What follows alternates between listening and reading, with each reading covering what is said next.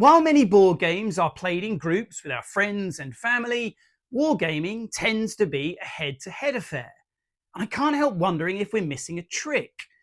In this video, we're going to look at the advantages and disadvantages of playing our wargames in teams. First of all, it's worth considering why so many of us do play our games one versus one. To begin with, there's the question of list building. You've got your books, you've got your apps, you go through your force lists, and you can decide what you want to play with. That's really straightforward.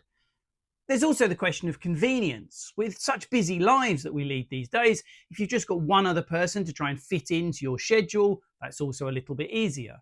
A lot of people also want to play with their particular army, the one they've taken the time to build and paint. It's theirs, they're precious, and they don't want to share it with anybody else. This leads into the fact that having one general who has control of the army makes it much easier to execute an overall strategy, and a lot of players enjoy that. And finally, the hobby seems to be set up for one versus one games. There are loads of great two-player starter sets out there.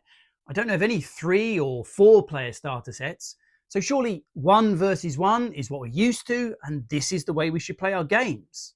I'm not so sure. Let's take another look at each of those ideas. When it comes to list building these days, most army books are available digitally. And even if you're like me and you still want a hard copy of a book, it's still really easy to get hold of the information and to collaborate with a friend because there are so many ways for us to get in touch with each other. I'd also say that if you haven't designed an army with a friend, you are missing out. It's great fun.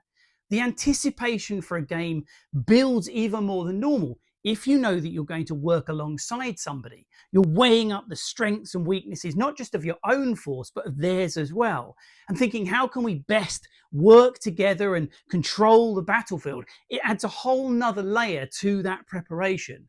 So if you've only ever designed an army list on your own, you're missing a trick. You really are. Design one with a friend. It's great fun. Whilst it might seem that organising spare time for 2 people is easier than a group, the best way to get any gaming done is to arrange a regular slot. I think many of us have a prescribed game night when we get together with our friends or attend a club. And if you do have a regular gaming slot, then it shouldn't be too hard for a group of gamers to coalesce and arrange a multiplayer game.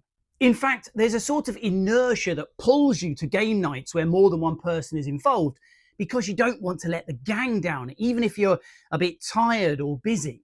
But if somebody can't make it, and that always happens from time to time, there's hopefully still enough people that the game can carry on. I recommend to anyone out there who's not let somebody else play with their army to give it a go. I find it really interesting to see how other people deploy and use the models that I've built and painted. It can provide a really useful insight into how I might use them myself in future games. Other players often think of things that you wouldn't think of yourself. There's also a sort of warm, fuzzy glow to be had in seeing other gamers have fun with your models. It's a bit like being a kid again when your mum tells you that you should share your toys. You do so and find that rather than feeling jealous and protective, you really enjoy watching others having fun with your stuff. I found the same can be true with my armies. When it comes to having complete strategic control of your army, lots of games incorporate fog of war mechanics specifically designed to stop this being the case. Whether it's tokens being pulled randomly from a bag, or activation rolls, or suppression, or whatever, the idea that a single player has this masterful control of everything that happens on the battlefield isn't really true anyway. And I think that's the way it should be. We aren't playing chess.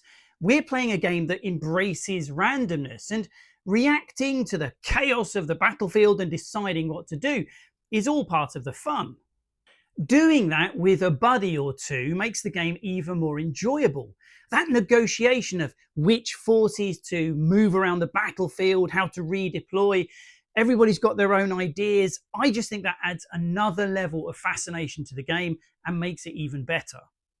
Thematically, it also makes a lot of sense to have allied forces.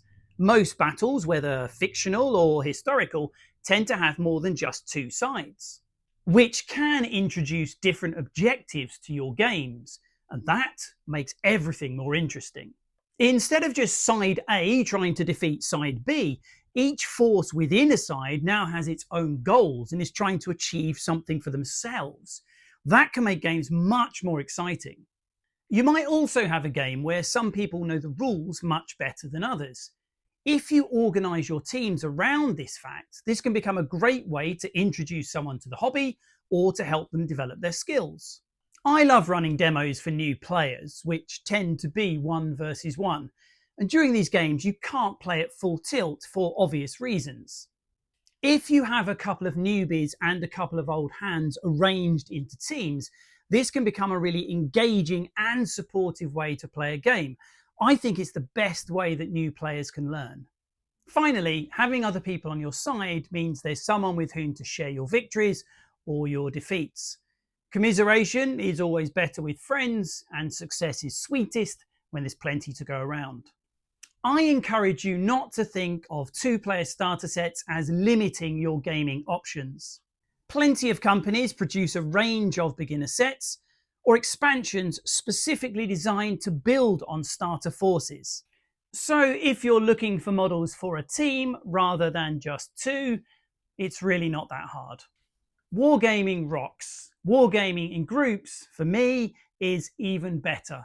So if you've never played this way before, or perhaps you just haven't done it for a while, get in touch with some buddies and sort out a game.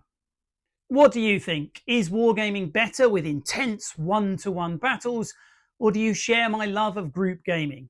Let me know in the comments. I've got a multiplayer game tonight. I've got my skellies, my humans, my goblins, and probably a bit more. I can't wait. I hope that you've enjoyed the video. If so, please consider giving it a like or subscribe.